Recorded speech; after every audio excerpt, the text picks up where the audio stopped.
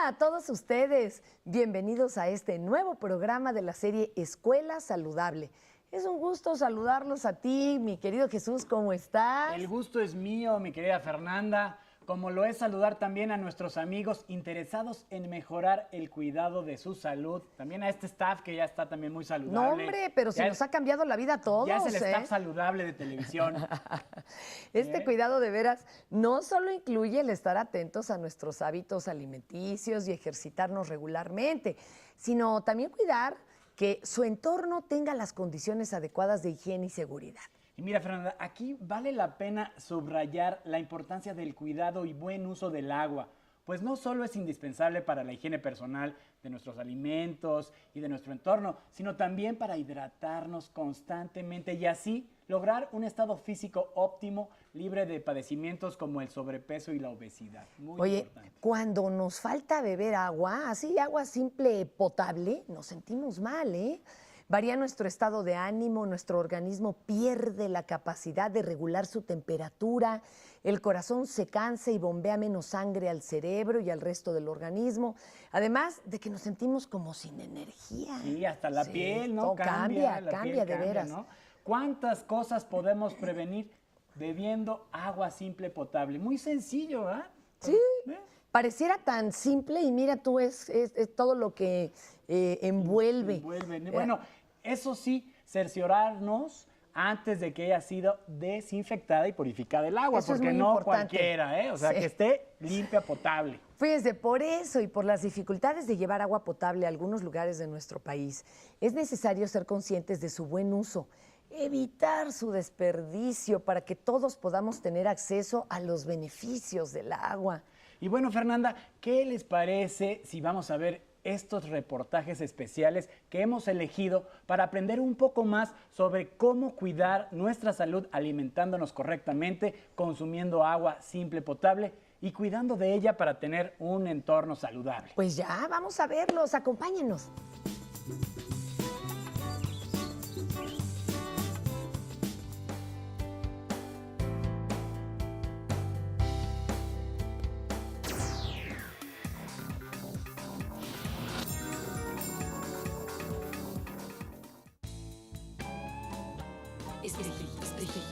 ¿Quién es la más saludable?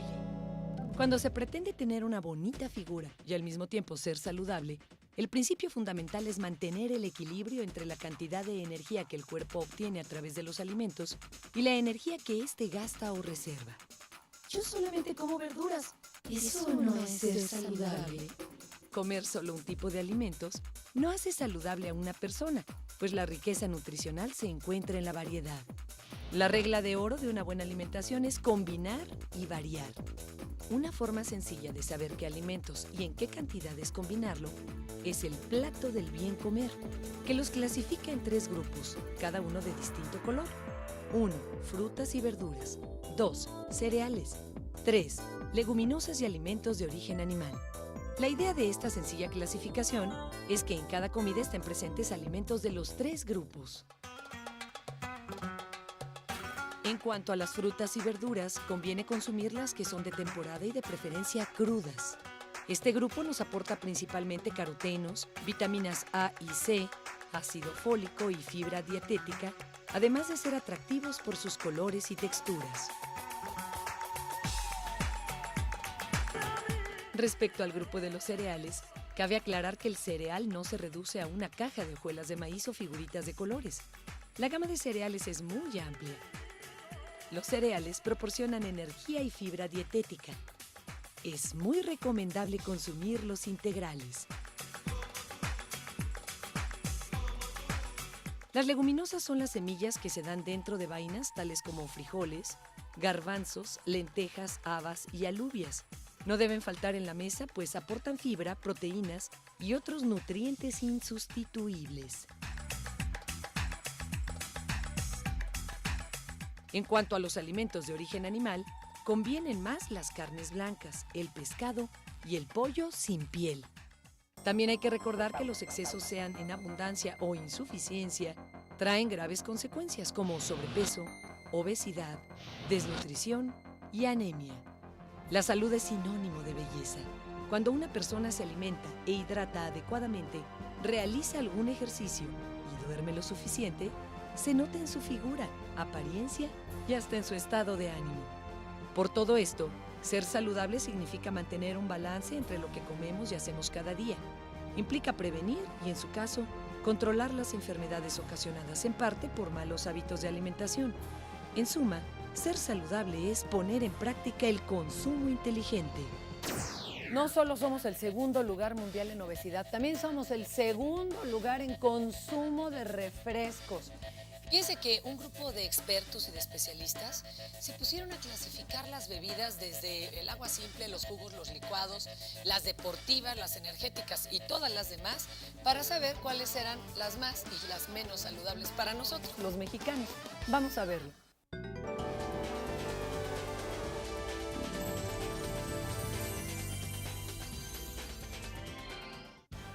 Hasta hace poco, las recomendaciones sobre nutrición se enfocaban solo en los alimentos sólidos.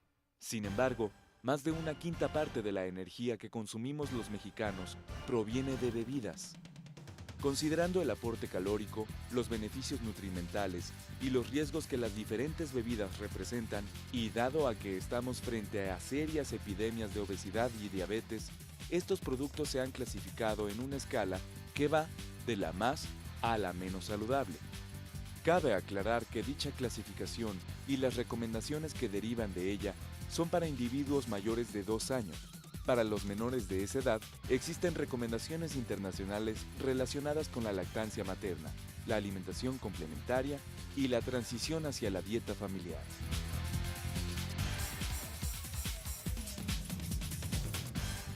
Por lo regular, leche y refresco. Café, mucho café. Pues agua o algún refresco. Normalmente una bebida de bajas calorías. El panel de bebidas saludables lo que busca es sustituir fuentes ricas en calorías en forma de bebidas por otras que no tengan este problema y que aporten los elementos indispensables para tener una hidratación adecuada. Observe cuál es la bebida más saludable y cuáles son las menos. La mejor es el agua potable. En el nivel 2, la leche baja en grasas o sin ellas, así como las bebidas de soya sin azúcar. En el nivel 3, el café y té sin azúcar. En el 4, las bebidas sin calorías con edulcorantes artificiales. En el 5, las bebidas con alto valor calórico y beneficios a la salud limitados, como licuados de fruta con azúcar o miel, las bebidas alcohólicas y para consumo de deportistas. En el 6º sitio, aparecen todas las bebidas con azúcar y bajo contenido de nutrimentos, es decir, los refrescos y otras bebidas con altas cantidades de azúcar agregadas, como jugos, café y té. El 20% de las calorías totales de la dieta provienen de los líquidos. El objetivo de los líquidos es hidratar, no es aportar calorías. Al igual que en el tema de los alimentos sólidos, en cuanto a las bebidas, no se puede afirmar que un producto por sí mismo provoque aumento de peso, ya que este problema obedece a múltiples factores. Sin embargo, el consumo excesivo de bebidas azucaradas representa un riesgo en el padecimiento de diabetes y obesidad.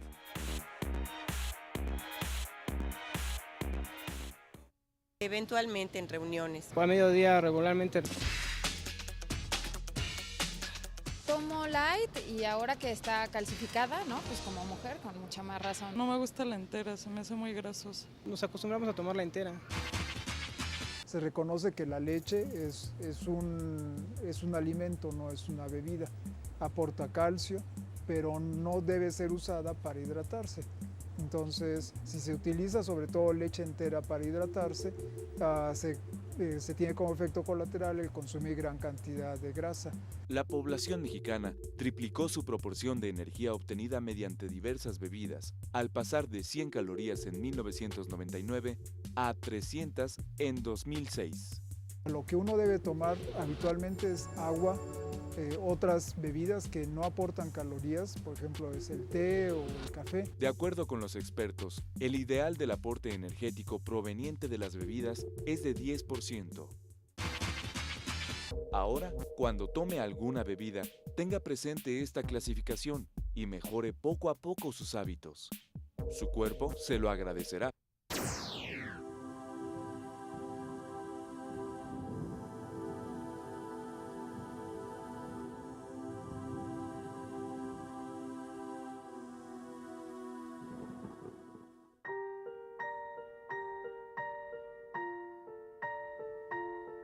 ¿Qué es el agua? Es el elemento más importante de la vida. No podemos concebir la vida sin el agua. La civilización es producto de la existencia del agua. Pero no solo el ser humano, sino también los otros 30 o 35 millones de especies.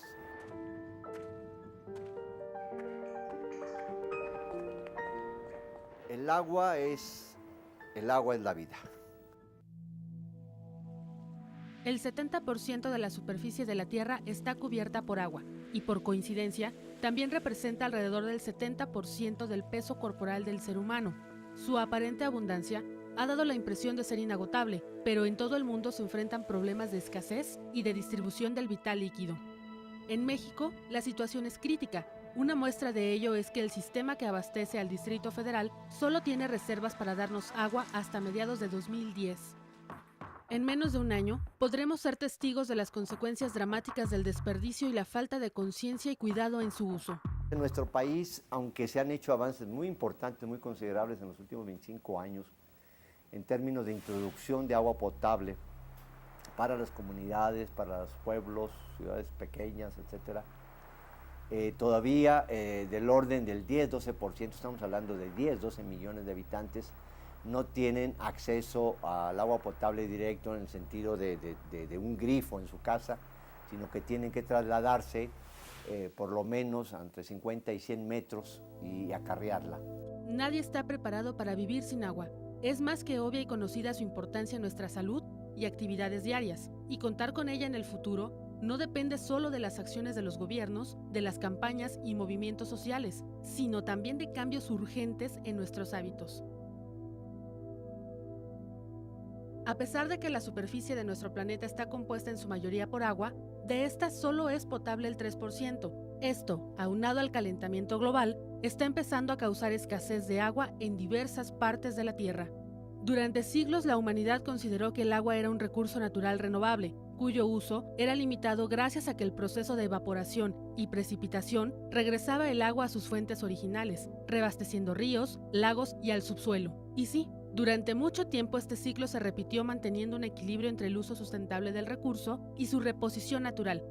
Sin embargo, hoy ese equilibrio no existe debido al consumo excesivo en las grandes ciudades, las cuales se abastecen de presas y lagos lejanos, como sucede en el Distrito Federal con el sistema Cutzamala, que está a unos 150 kilómetros de distancia. Estos 106 o 103 millones de habitantes que somos en México, la mayor parte, el 70% de la población, estamos habitando en lugares donde no hay agua. Entonces el gran problema que tenemos es que gran parte de la población necesita abastecerse, ya sea de pozos muy profundos o traer el agua de regiones muy lejanas. Estamos trayendo agua de 70 kilómetros, región más agua, a la Ciudad de México. Y después en los 80 estamos trayendo agua de 160 kilómetros de Cutzamala. Más lejos todavía, porque estamos trayendo agua de Michoacán, presa Tuxpan. La estamos trayendo a la Ciudad de México y la estamos elevando en este sistema que se llama Cutzamala, 1100 metros, y ocupando lo que la gente conoce, si conoce, Valle de Bravo, que es una gran presa, es un reservorio de agua para la ciudad. El 40% del agua que se inicia en el manto o en la fuente no llega a su destino. Y eso no solo va en términos de pérdida de agua, de H2O, sino también, sobre todo, pérdida de energía. Es el agua que utiliza Monterrey. Se pierde en fugas. ¿Por qué? Porque al estar extrayendo el agua del subsuelo, la ciudad se nos ha hundido en los últimos 100 años 10 metros. Y por tanto, al estarse hundiendo la ciudad sin percibirla, es como la tierra que da vueltas, entonces se rompen las tuberías, la tubería de agua, y entonces el agua se está yendo al subsuelo.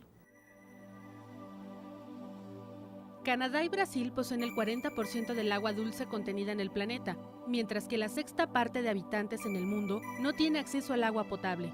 Estos datos muestran cómo el crecimiento poblacional y los factores geográficos determinan la disponibilidad de líquido ¿Y por qué cada vez es más difícil abastecer de agua tanto a las ciudades como a las comunidades rurales? La cantidad de seres humanos sobre el planeta aumentó 6 veces en el siglo pasado, pero además el estilo de vida que tenemos la especie humana hoy demanda mucho más agua de lo que demandaba un ser humano hace 200 o 300 años. Los costos de infraestructura son cada vez mayores y eso tendría que repercutir de algún modo en nosotros los usuarios. Pero insisto, de una manera diferenciada. ¿Sí? Quien pueda pagar más, debería de pagar más. La cantidad de energía que se utiliza para suministrar el agua, vamos a ponerlo en términos concretos, de 1 metro cúbico o de toda el agua, es equivalente a la energía que gasta toda la zona metropolitana de la ciudad de Guadalajara o todo el estado de Puebla. Energía eléctrica, en términos de kilowatts hora.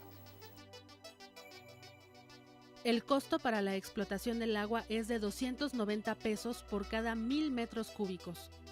Se han sobreexplotado y secado los acuíferos superficiales. Hay ríos y lagos contaminados con desechos industriales o pesticidas usados en la agricultura, y también se ha excedido en la extracción del agua subterránea. El otro problema es el de la sobreexplotación de los mantos freáticos, que de 602 mantos freáticos, en el país, por lo menos 100 están sobreexplotados. Extraemos más de lo que se recarga naturalmente.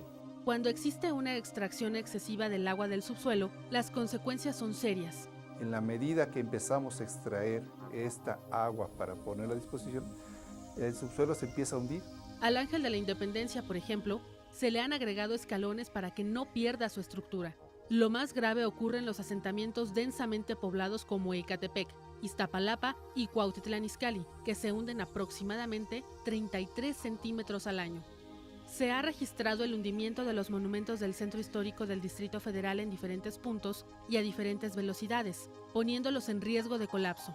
También parece increíble que en 1910, el terreno en el que se asienta la Ciudad de México estaba casi 2 metros arriba del lago de Texcoco, y en cambio, ahora está 10 metros abajo. El hundimiento actual de la Ciudad de México es de 40 centímetros al año. En San Juan de Aragón, colonia correspondiente a la delegación Gustavo Amadero, existe un poste que demuestra que, de 1936 al 2005, su nivel bajó 7 metros. En la actualidad parece un poste de 9 o 10 metros de altura. El desequilibrio hidrológico y el hundimiento han generado graves problemas en los sistemas de drenaje. Un ejemplo, en 1900 el Gran Canal de la Ciudad de México desalojaba fácilmente las aguas residuales. Tenía una pendiente natural que le permitía conducir por gravedad 90 metros cúbicos de líquido por segundo. Con el paso del tiempo, los hundimientos regionales del subsuelo, la sobreexplotación de los mantos acuíferos y una gran cantidad de asolve derivada de la deforestación disminuyeron drásticamente el funcionamiento del canal. Mientras la capital se hunde, este sistema ha perdido su pendiente y al estar 4 metros arriba por el nivel medio de la ciudad, su capacidad bajó hasta 7 metros cúbicos por segundo en 2002. Con 2 plantas de bombeo que se construyeron para mejorar el drenaje, el Valle de México cuenta actualmente con 3 salidas para las aguas negras, con una capacidad de 165 metros cúbicos por segundo, pero es necesario desalojar 315 metros cúbicos por segundo.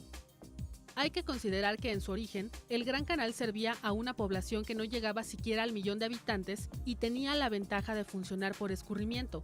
En cambio, en 2005, además de que el drenaje perdió inclinación, ahora sirve a más de 8 millones de personas y se deben gastar millones de pesos en electricidad para que las bombas funcionen y eviten que las aguas residuales salgan de las coladeras y se queden estancadas en calles, casas, escuelas y centros de trabajo. Desafortunadamente, ser de los países que más agua consumen en el mundo no es sinónimo de bienestar y salud, ya que gran parte de ese líquido no se utiliza para satisfacer una necesidad básica, pues cerca de la mitad se va por la coladera sin que nadie la aproveche. La crisis de agua que hay en el Distrito Federal no es una crisis de oferta, es una crisis por los niveles de demanda y de consumo excesivo y de derroche y por el no tratamiento de las aguas residuales. Se estima que en nuestro país cada persona consume 324 litros de agua por día. En Europa el consumo es de 200 litros diarios. Según los expertos, lo ideal es que logremos usar solo 150 litros cada día. Usamos 72 metros cúbicos por segundo. ¿Qué quiere decir? Simplemente 72,000 cajitas de leche pasando por un tubo cada segundo en 24 horas. Es la cifra más elevada del mundo en cualquier ciudad. Tomamos 22 millones de personas. Sacamos las frecuencias con que la gente utiliza la regadera. Se bañan 14,700,000 y tantas personas diarias. Nada más hay que multiplicarlo por 20 litros promedio que cada persona desperdicia. Esto nos va a arrojar un total de 294 millones de agua potable al día que tiramos al drenaje. De ahí la importancia de usar dispositivos ahorradores como grifos, inodoros y regaderas. No dejes correr el agua fría, recoléctala y úsala para lavar la ropa, los trastes o regar las plantas. Siempre que enjabones o cepilles lo que sea, cierra la llave. Además, consideremos que el agua que se va por la coladera de alguna u otra forma regresa a nosotros y que los procesos de drenaje y tratamiento, que de por sí son costosos, se complican por sustancias altamente contaminantes. El tercer elemento que viene a agregarse en términos del agotamiento del agua es el problema de la calidad del agua, el problema de la contaminación de los propios mantos freáticos y los cuerpos de agua. El aceite lo que crea es una pequeña capa muy delgada sobre la superficie del agua. Sin embargo, es tal que impide que haya una oxigenación, ¿sí? Y esto puede provocar que finalmente el cuerpo de agua, pensemos en un lago por ejemplo, ¿sí? No haya forma en la cual los organismos puedan respirar. El 70% del agua que se consume en la Ciudad de México, mucha de esta agua está siendo contaminada porque los que vivimos en esta gran ciudad depositamos, por ejemplo, basura en la superficie de la tierra y es una basura que con el tiempo va a contaminar los mantos freáticos. Eso involucraría que hay inundaciones en la Ciudad de México. Desde luego no funciona adecuadamente nuestro sistema de drenaje, ¿sí? Aumenta un alto grado de contaminación por lo mismo, que no hay una circulación, sino se queda el agua estancada. No hay una purificación, vamos a llamarle así, natural a través de las filtraciones y eso. Entonces ya no tenemos, está totalmente la Ciudad de México asfaltada. Tenemos unos cuantos bosques que rodean apenas la Ciudad de México y el Estado de México, ¿no? Las gigantescas obras que se hagan para evitar inundaciones, el mejoramiento de los procesos de tratamiento de las aguas residuales, los sistemas para recolectar el agua pluvial y los dispositivos ahorradores no servirán de nada si nosotros dejamos correr el agua como si ésta fuera eterna. En estos momentos debemos demostrar nuestra capacidad ahorradora de agua, porque si seguimos desperdiciándola, a mediados de 2010, para el Distrito Federal al menos, se pueden esperar consecuencias críticas y sin retorno. El problema no es el volumen del agua que tiene el planeta, sino el mal uso que hacemos de ella y fundamentalmente la mala distribución. Se trata en definitiva de auspiciar un nuevo modelo de desarrollo basado en una ética intergeneracional donde el patrimonio natural, social y cultural de los pueblos se considere como un préstamo que nos hacen las generaciones futuras, al mismo tiempo que es una herencia o legado de nuestros antepasados. Esto es un cambio de paradigma. ¿Cuándo entenderá la población? Este no es solo un problema del Estado, ni mucho menos. Es corresponsabilidad de todos. Vengo a pedirte que regreses. No podemos seguir así. Nos haces mucha falta. No voy a permitir que nadie te vuelva a tratar así. Te lo prometo. Voy a protegerte.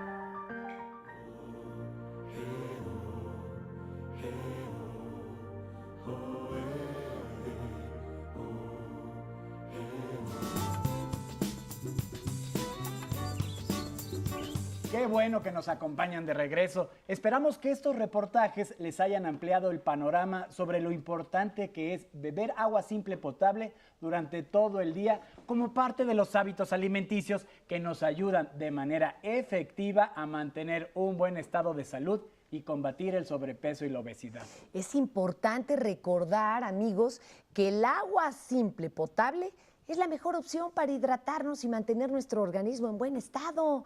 Pues no es lo mismo beber agua pura, que nos ayuda a bajar o mantener nuestro peso ideal, a tomar otras bebidas que luego ni nos refrescan en serio. Sin duda. Y es que además de que estas bebidas no nos quitan la sed, ¿En Fernanda, serio? Sí. contienen muchas más calorías de las que necesitamos. Y si las bebemos de manera habitual y siempre, pues bueno, y no ocasionalmente, porque ojalá nada más fuera Se un hace ratito. todo ahí un Sí, hábito, ya es hasta un hábito terrible. o a veces hasta un vicio, ¿verdad? Pues ¿qué provocan? Sobrepeso y obesidad. Por eso es importante que a la hora de elegir qué beber en la escuela o en cualquier otro lugar, cuentes con toda esta información que te ayudará a tomar las mejores decisiones en tu selección. Además de procurar que el agua simple, potable, siempre, siempre esté al alcance de tu mano. Hay que pensar, ¿no? Agua simple, potable. Agua simple, Sí. potable, así como los Chepitips. Agua simple, potable, sí, ¿no? También es fundamental que comprendas que su buen uso, evitando el desperdicio, ayudará a que este vital líquido llegue a más personas y perdure por más tiempo para todos. Y que a la vez podamos conservar la higiene de nuestro entorno, de nuestros alimentos y de nosotros mismos para evitar enfermedades. Y bueno, Fernanda, con esto hemos llegado al final de este programa. Gracias por acompañarnos en este capítulo de la serie Escuela Saludable. Oye, y les recordamos a nuestros amigos que este esfuerzo tiene como objetivo hacerles llegar información útil y consejos prácticos para que entre todos podamos consolidar un estilo de vida sano en la escuela y en el hogar. También los invitamos a que si tienen alguna pregunta o comentario, no duden en escribirnos a escuelaspromotorasdesalud@cep.gov.mx o a llamarnos por teléfono a los números que aparecen aquí en pantalla. Oye, y les pedimos, por cierto, que nos sigan acompañando en nuestros siguientes programas, donde les tendremos más información para entender y tomar las decisiones que harán de nuestra escuela una escuela saludable. Porque la educación por tu salud es nuestra tarea. Gracias y hasta la Adiós. próxima.